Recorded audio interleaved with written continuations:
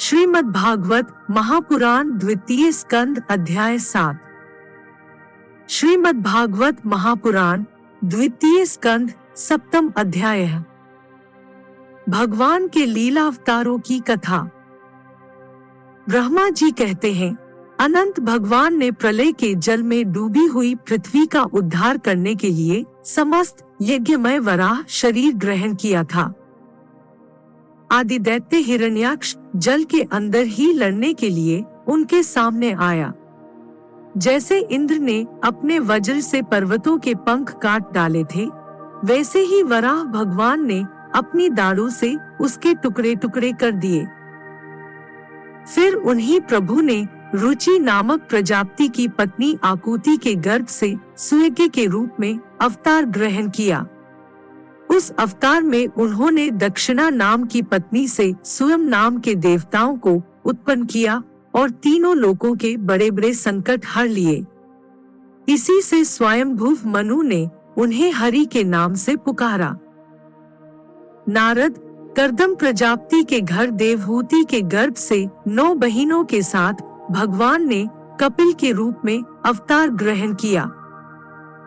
उन्होंने अपनी माता को उस आत्मज्ञान का उपदेश किया, जिससे वे इसी जन्म में अपने हृदय के संपूर्ण मल, तीनों गुणों की आसक्ति का सारा कीचड़ धोकर कपिल भगवान के वास्तविक स्वरूप को प्राप्त हो गई। महर्षि अत्रि भगवान को पुत्र रूप में प्राप्त करना चाहते थे। उन पर प्रसन्न होकर भगवान ने उनसे एक दिन कहा कि मैंने अपने आप को तुम्हें दे दिया। इसी से अवतार लेने पर भगवान का नाम दत्तात्रेय पड़ा। उनके चरण कमलों के पराग से अपने शरीर को पवित्र करके राजा यदु और सहस्रार्जुन आदि ने योग की, भोग और मोक्ष दोनों ही सिद्धियां प्राप्त की। नारद, सृष्टि के प्रारंभ में मैंने विविध लोकों को रचने की इच्छा से तपस्या की। मेरे उस अखंड तप से प्रसन्न होकर उन्होंने तप अर्थ वाले सन नाम से युक्त होकर सनत, सनंदन, सनातन और सनत कुमार के रूप में अवतार ग्रहण किया। इस अवतार में उन्होंने प्रलय के कारण पहले कल्प के भूले हुए आत्मज्ञान का ऋषियों के प्रति यथावत उपदेश किया, जिससे उन लोगों ने तत्काल परम तत्व का अपने हृदय में साक्षात्कार कर लिया। धर्म की पत्नी दक्ष की कन्या मूर्ति के गर्भ से वे नरनारायण के रूप में प्रकट हुए। उनकी तपस्या का प्रभाव उन्हीं के जैसा है। इंद्र की भेजी हुई काम की सेना अप्सराएं उनके सामने जाते ही अपना स्वभाव खो बैठी। वे अपने हाव भाव से उन आत्म स्वरूप भगवान की तपस्या में विघ्न नहीं डाल सकी।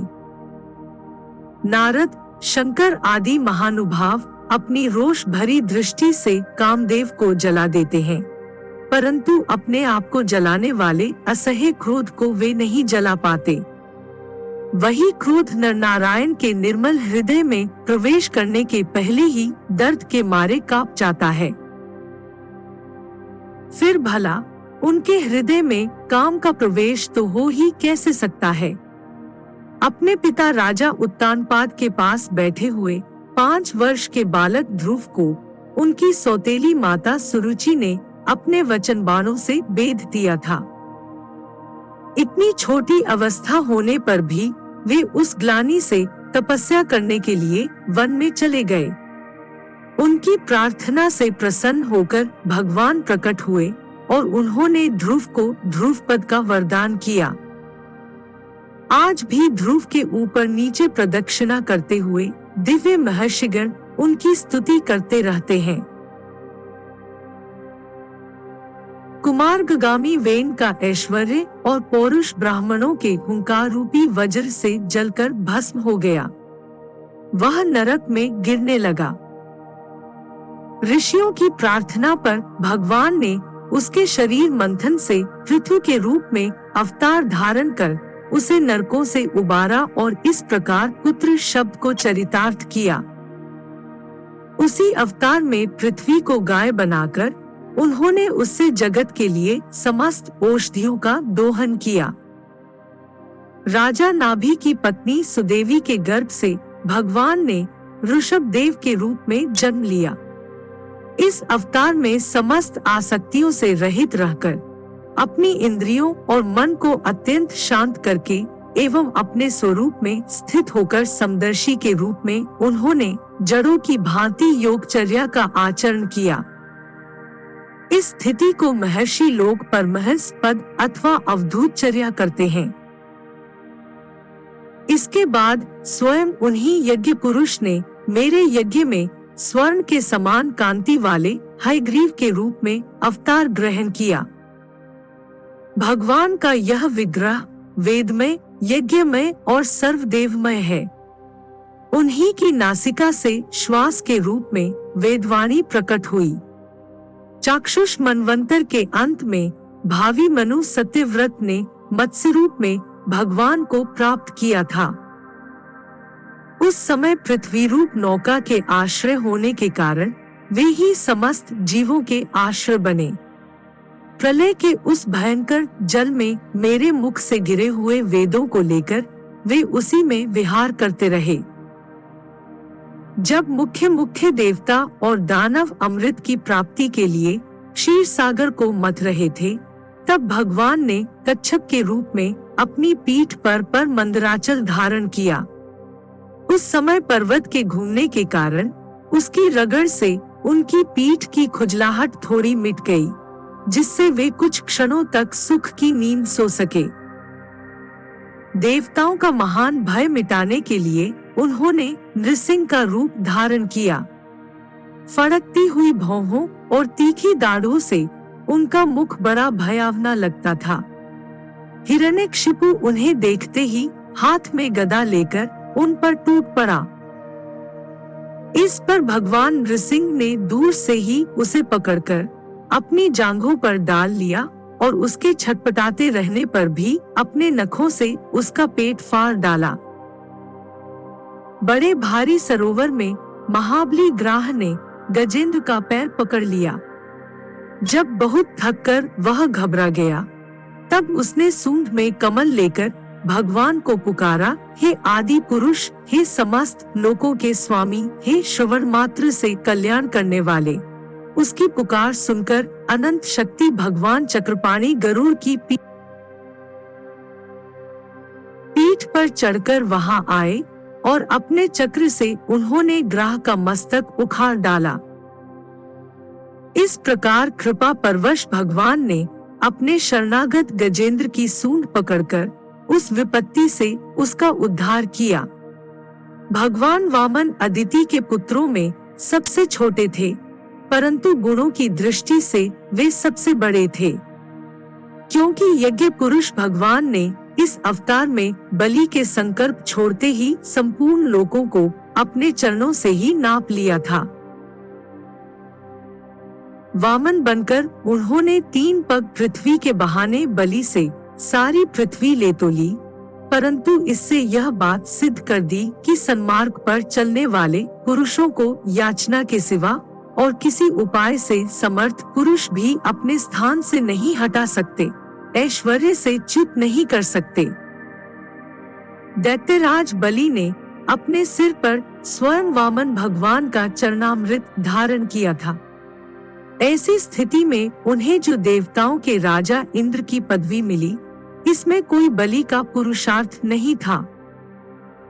अपने गुरु शुक्राचार्य के मना करने पर भी वे अपनी प्रतिज्ञा के विपरीत कुछ भी करने को तैयार नहीं हुए, और तो क्या, भगवान का तीसरा पग पूरा करने के लिए उनके चरणों में सिर रखकर उन्होंने अपने आप को भी समर्पित कर दिया।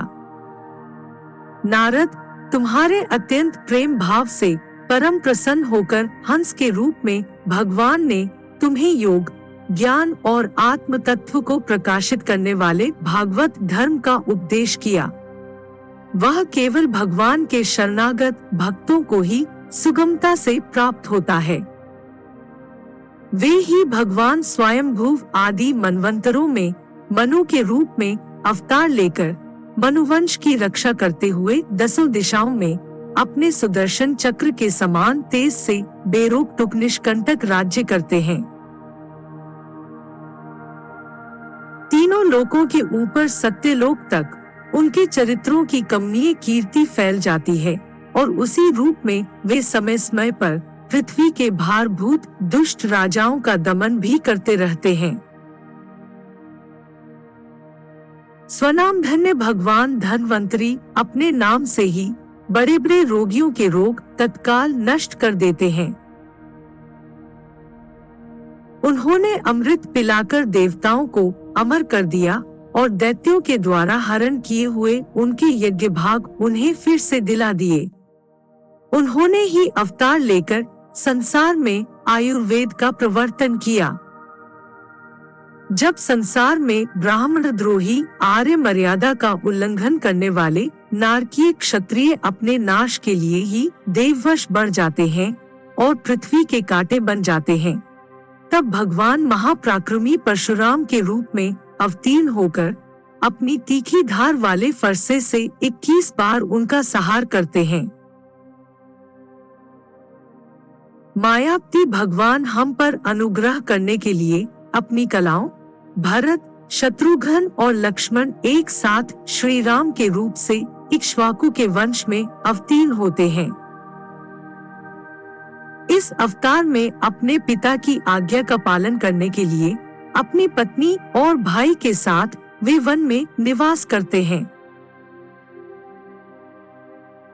उसी समय उनसे विरोध करके रावण उनके हाथों मरता है। त्रिपुर विमान को जलाने के लिए उद्यत शंकर के समान जिस समय भगवान राम शत्रु की नगरी लंका को भस्म करने के लिए समुद्र तट पर पहुंचते हैं, उस समय सीता के वियोग के कारण बढ़ी हुई क्रोधाग्नि से उनकी आंखें इतनी लाल हो जाती हैं कि उनकी दृष्टि से ही मगरमच्छ, सांप और ग्राह आदि जीव जलने लगते हैं और भय से थरथर कांपता हुआ समुद्र झटपट उन्हें मार्ग दे देता है। जब रावण की कठोर छाती से टकराकर इंद्र के वाहन ऐरावत के दांत चूर चूर होकर चारों ओर फैल गए थे, जिससे दिशाएं सफेद हो गई थीं, तब दिग्विजय रावण घमंड से फूलकर हंसने लगा था।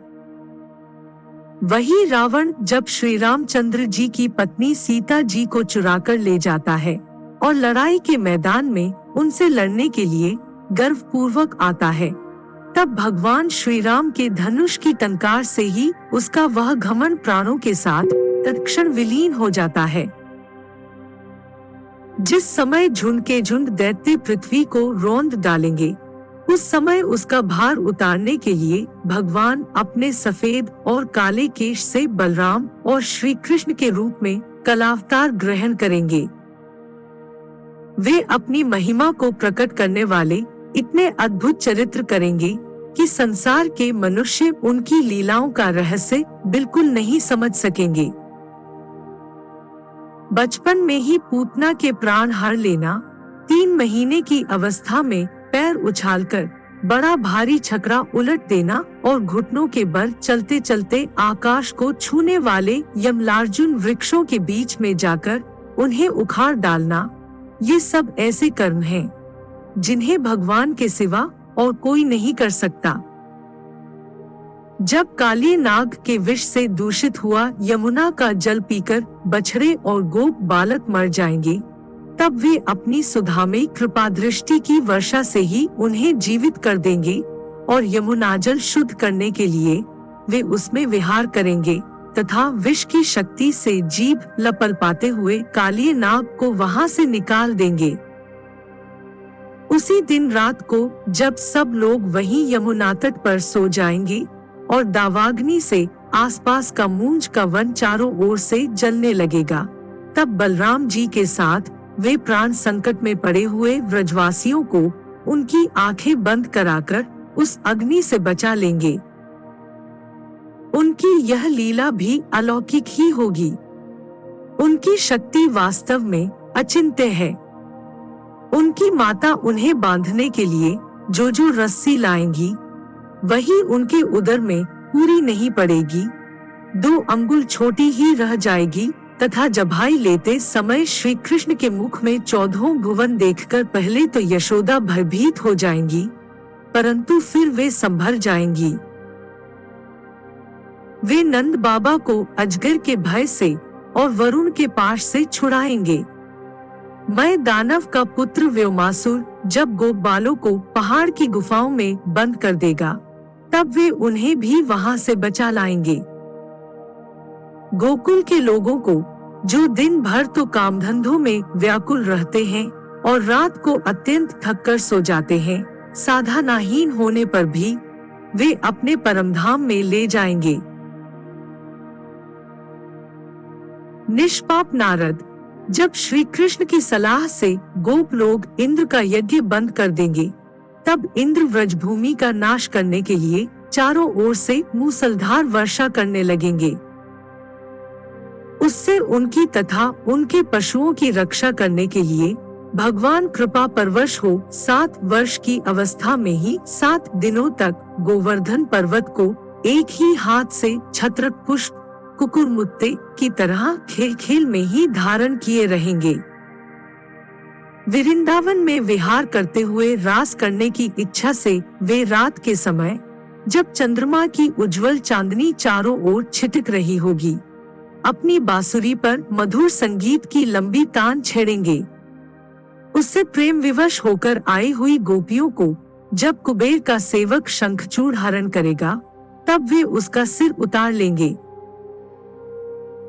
और भी बहुत से प्रलंबासुर, धेनुकासुर, बकासुर, केशी, अरिष्टासुर आदि दैत्य, चाणूर आदि पहलवान, कुवल्यापीड़ हाथी, कंस, कालेवन, भौमासुर, मिथ्या वासुदेव, शार्ग, द्विविध वानर, बलवल, दंतवक्त्र, राजा नग्नजित के साथ बैल, शंबरासुर, विदुरथ और रुक्मी आदि तथा काम्बोज, मत्स्य, कुरु, कैकय और सृंजय आदि देशों के राजा लोग एवं जो भी योद्धा धनुष धारण करके युद्ध के मैदान में सामने आएंगे, वे सब बलराम, भीमसेन और अर्जुन आदि नामों की आड़ से स्वयं भगवान के द्वारा मारे जाकर उन्हीं के धाम में चले जाएंगे।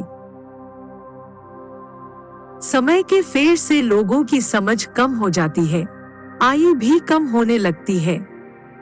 उस समय जब भगवान देखते हैं कि अब ये लोग मेरे तत्व को बतलाने वाली वेदवाणी को समझने में असमर्थ होते जा रहे हैं, तब प्रत्येक कल्प में सत्यवती के गर्भ से व्यास के रूप में प्रकट होकर वे वेदरूपी वृक्ष का विभिन्न शाखाओं के रूप में विभाजन कर देते हैं।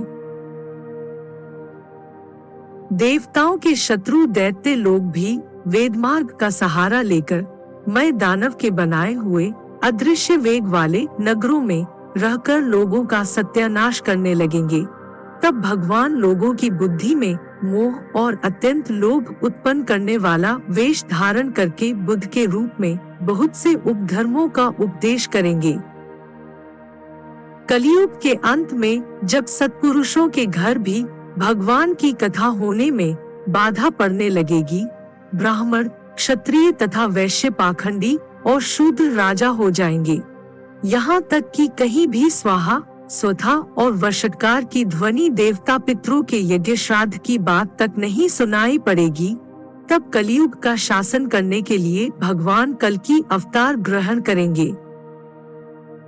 जब संसार की रचना का समय होता है, तब तपस्या, 9 प्रजापति, मरीचि आदि ऋषि और मेरे रूप में जब सृष्टि की रक्षा का समय होता है, तब धर्म, विष्णु, मनु, देवता और राजाओं के रूप में तथा जब सृष्टि के प्रलय का समय होता है, तब अधर्म, रुद्र तथा क्रोधवन नाम के सर्प एवं दैत्य आदि के रूप में सर्वशक्तिमान भगवान की मायावी भूतियां ही प्रकट होती हैं। अपनी प्रतिभा के बल से पृथ्वी के एक एक धूलिकण को गिन चुकने पर भी जगत में ऐसा कौन पुरुष है जो भगवान की शक्तियों की गणना कर सके। जब वे त्रिविक्रम अवतार लेकर त्रिलोकी को नाप रहे थे, उस समय उनके चरणों में अदम्य वेग से प्रकृति रूप अंतिम आवरण से लेकर सत्यलोक तक सारा ब्रह्मांड कांपने लगा था। तब उन्होंने ही अपनी शक्ति से उसे स्थिर किया था। समस्त सृष्टि की रचना और संहार करने वाली माया उनकी एक शक्ति है। ऐसी ऐसी अनंत शक्तियों के आश्रय उनके स्वरूप को न मैं जानता हूँ और न वे तुम्हारे बड़े भाई सनकादि ही, फिर दूसरों का तो कहना ही क्या है। आदिदेव भगवान शेष सहस्र मुख से उनके गुणों का गायन करते आ रहे हैं, परंतु वे अब भी उसके अंत की कल्पना नहीं कर सके। जो निष्कपट भाव से अपना सर्वस्व और अपने आप को भी उनके चरणकमलों में निछावर कर देते हैं, उन पर वे अनंत भगवान स्वयं ही अपनी ओर से दया करते हैं और उनकी दया के पात्र ही उनकी दुस्तर माया का स्वरूप जानते हैं और उसके पार जा पाते हैं। वास्तव में ऐसे पुरुष ही कुत्ते और सियारों के कलेवा रूप अपने और कुत्रादि के शरीर में यह मैं हूँ और यह मेरा है ऐसा भाव नहीं करते। प्यारे नारद, परम पुरुष की उस योग माया को मैं जानता हूँ तथा तुम लोग भगवान शंकर, दैत्य कुलभूषण प्रहलाद, शत्रुपा, मनुपुत्र प्रियव्रत आदि प्राचीन बरही, ऋभु और ध्रुव भी जानते हैं। इनके सिवा इक्ष्वाकु, पुरुरवा, मुचुकुंद, जनक, गाधी, रघु, अम्बरीश, सगर, गय, ययाति आदि तथा मांधाता, अलर्क, शतधन्वा, अनु, रंतिदेव, भीष्म, बलि, अमूर्तरय, दिलीप, सौभरी, उतंक, शिबी, देवल, पिप्पलाद, सारस्वत, उद्धव, पराशर, भूरिशेन एवं विभीषण, हनुमान, शुभदेव, अर्जुन, आष्टिशेन, विदुर और श्रुतदेव आदि महात्मा भी जानते हैं। जिन्हें भगवान के प्रेमी भक्तों का सा स्वभाव बनाने की शिक्षा मिली है, वे स्त्री, शूद्र, हूण, भील और पाप के कारण पशु पक्षी आदि योनियों में रहने वाले भी भगवान की माया का रहस्य जान जाते हैं और इस संसार सागर से सदा के लिए पार हो जाते हैं। फिर जो लोग वैदिक सदाचार का पालन करते हैं, उनके संबंध में तो कहना ही क्या है। परमात्मा का वास्तविक स्वरूप एकरस, शांत, अभय एवं केवल ज्ञान स्वरूप है। न उसमें माया का मल है और न तो उसके द्वारा रची हुई विषमताएं ही। वह सत और असत दोनों से परे है। किसी भी वैदिक या लौकिक शब्द की वहां तक पहुंच नहीं है। अनेक प्रकार के साधनों से संपन्न होने वाले कर्मों का फल भी वहां तक नहीं पहुंच सकता। और तो क्या, स्वयं माया भी उसके सामने नहीं जा पाती, लजाकर भाग खड़ी होती है। परम पुरुष भगवान का वही परम पद है। महात्मा लोग उसी का शोकरहित अनंत आनंद स्वरूप ब्रह्मा के रूप में साक्षात्कार करते हैं। संयमशील पुरुष उसी में अपने मन को समाहित करके स्थित हो जाते हैं। जैसे इंद्र स्वयं मेघरूप से विद्यमान होने के कारण जल के लिए कुआं खोदने की कुदाल नहीं रखते, वैसे ही वे भेद दूर करने वाले ज्ञान साधनों को भी छोड़ देते हैं। समस्त कर्मों के फल भी भगवान ही देते हैं, क्योंकि मनुष्य अपने स्वभाव के अनुसार जो शुभ कर्म करता है, वह सब उन्हीं की प्रेरणा से होता है। इस शरीर में रहने वाले पंचभूतों के अलग अलग हो जाने पर जब यह शरीर नष्ट हो जाता है, तब भी इसमें रहने वाला अजन्मा पुरुष आकाश के समान नष्ट नहीं होता।